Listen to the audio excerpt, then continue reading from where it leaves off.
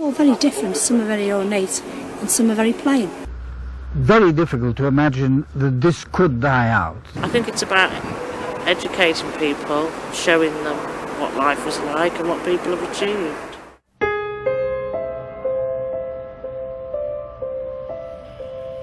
Tucked away behind the old shops and terraced houses in the Kensington district, close to Liverpool city centre, and behind these tall gates, is an old Jewish cemetery in Deane Road. It's one of the city's many well-kept secrets. It was built and consecrated in the early 19th century for Liverpool's early Jewish community. There are almost 2,000 graves dating back to 1837. The last burial there was held back in 1929, after which they shut the gates for the last time and it hasn't been used since.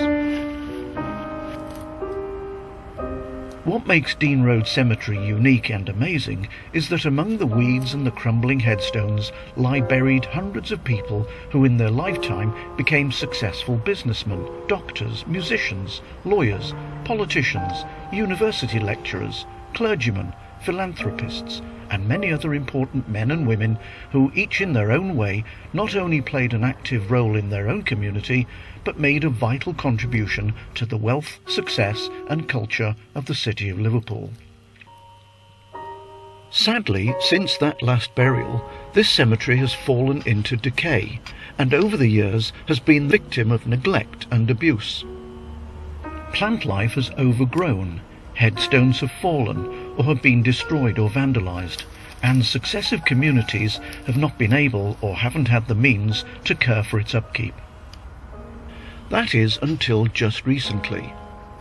A team of local enthusiasts from mixed faiths have come together because they believe that Deane Road Cemetery is not only a site of important Jewish heritage, but it's an important site of Liverpool heritage. It's not for religious purposes, it's about the restoration project that will benefit the community later on. The restorations update, we've had all the work done on the Nina Berger stone, which was in 7 pieces all over the floor. The Miriam de Menashe dome, that is going very well. It's being done in stages. The 4 bases of the columns have come up like white. They're that good. Oh, that's fantastic. Is it?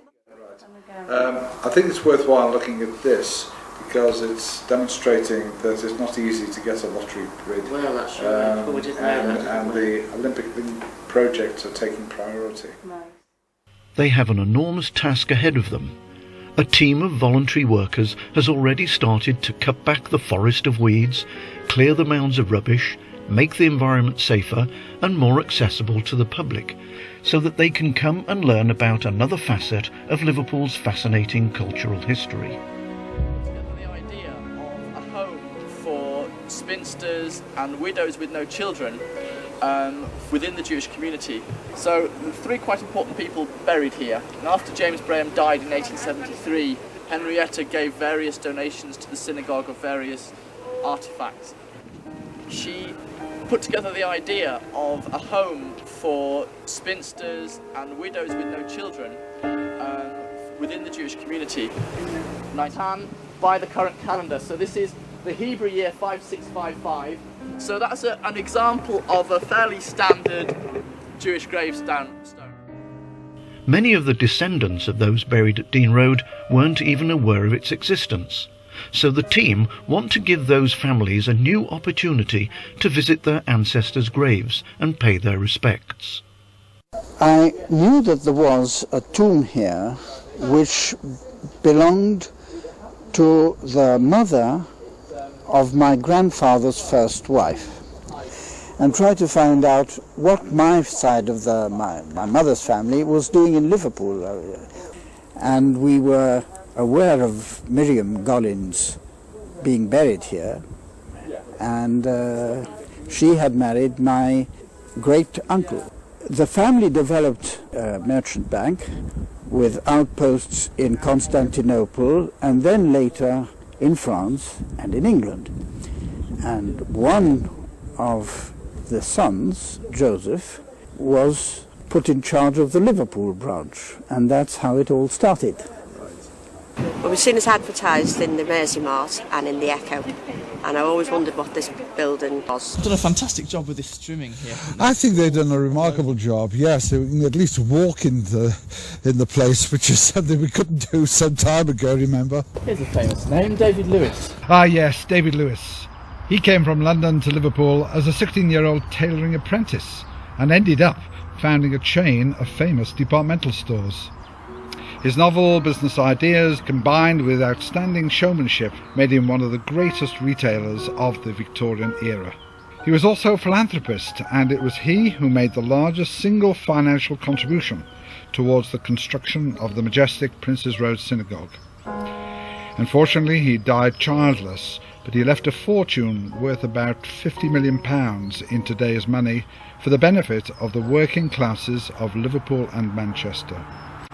Those funds were used to build a hospital and nurses' home, a workmen's hospital, club and theatre, various recreation grounds and libraries, plus the David Lewis National Epilepsy Centre. I was first approached by, I think it was Maria Curran of Kensington Regeneration, who was herself involved, and she said, we've got this interesting project to restore a Jewish cemetery in the ward, and I said I didn't even know there was a Jewish cemetery in the ward, like almost everybody else who lives here, really.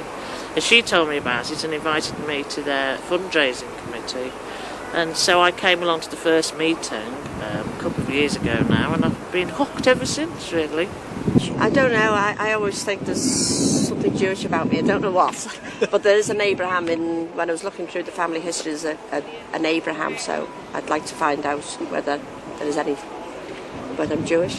And I've always had an interest. In some respects, because I haven't got access to any money, I'm not particularly good at getting down on my knees weeding, so I try to contribute in terms of publicity, making sure that people hear about the cemetery, helping a little bit with helping to find some funding opportunities, and ask the people to stop doing it and to explain that where they were throwing their rubbish was at the cemetery, and that there were in fact children buried where the rubbish was falling. And also to get the council to help with the clean-up within the cemetery, to come and take away all of the masses of rubbish that was here.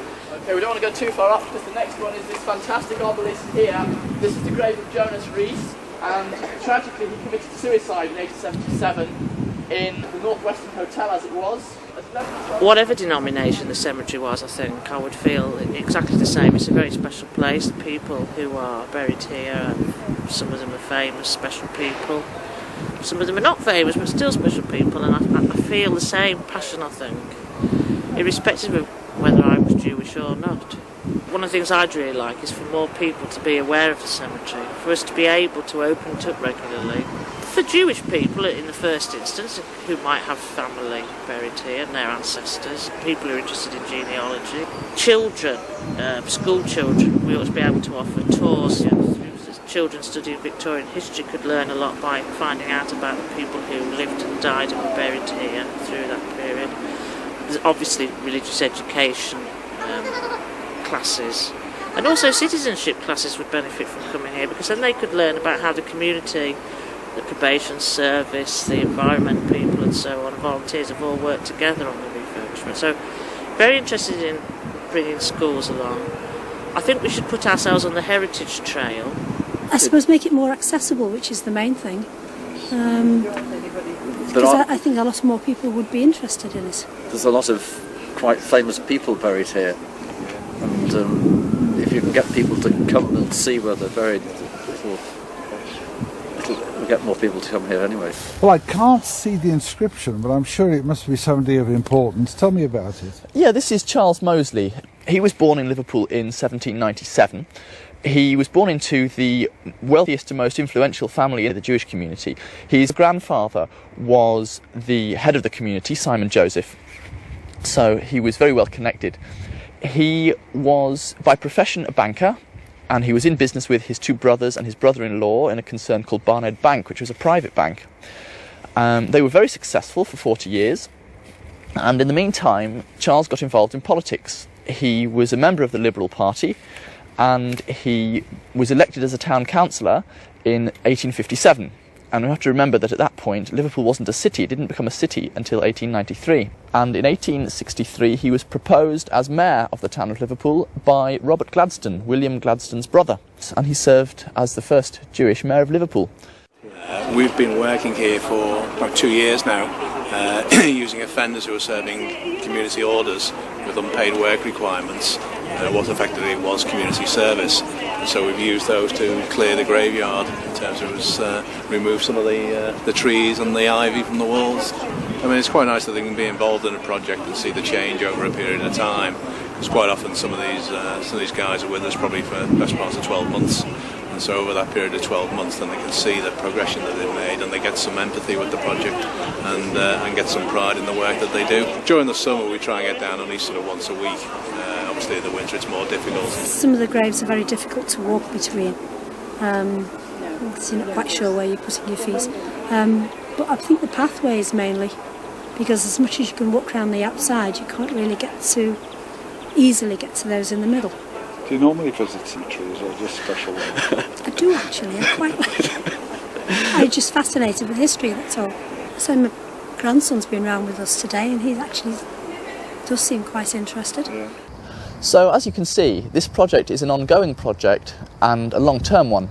Not only do we want to refurbish the cemetery as a place of rest for those who are deceased, but we also want after that to open it as a visitor attraction for people who want to come and learn about our great city and the history of it and those who helped make it so great.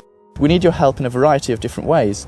We need volunteers to help improve and maintain the condition of the cemetery and the surrounding area, and to help clean graffiti from gravestones.